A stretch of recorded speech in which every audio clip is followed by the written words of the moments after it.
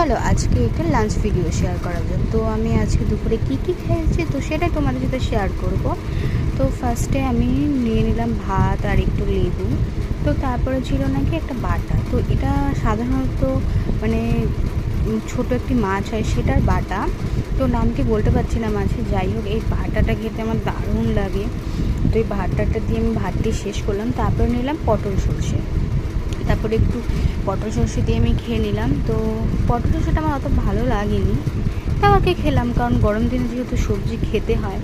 তো next time আমি এখন নিয়ে নেব একটু ডাল। তো ডালটি মানে আজকে ভালোই হয়েছিল ডালটি। তো এই ডালটি দিয়ে আমি একটু লেবু চিপে নিলাম ডালটির মধ্যে। এখন এই ডালটি দিয়ে ভাতটি এই বাটাটা দিয়ে খাবো, একদম দারুণ লাগছিলো। মানে এই কম্বিনেশনটা, মানে এই বাটা ডালটা মানে অসাম অসাম। যাই হোক, তো এই ডাল ভাতটি মানে খেতে থাকি আর কি।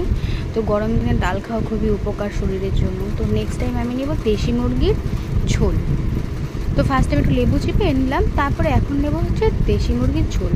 তো এই যে একটা পটল দেখতে পাচ্ছ, তোমার ভাই পটল খেতে পছন্দ করে, তার জন্যই বাবা দিয়েছিল মাংসের মধ্যে। তো যাই হোক, তো ওই মাংসটি না সত্যি কথা বলতে মানে খুবই ভালো হয়েছিল খেতে। মানে ছোটো ছোটো টুকরো ছিল আর মানে খুবই ভালো স্পঞ্জি সেদ্ধ হয়েছিল, আর খেতে খুব টেস্ট লাগছিলো। মানে মাংসটি সত্যি মানে খুব টেস্টি ছিল। যাই হোক, এই মানে মাংস দিয়ে ভাত খাওয়াটা শেষ করলাম। তো লঙ্কা খেতে ফার্স্টে ভুলেই গেছিলাম, তবে লঙ্কাটা খেলাম।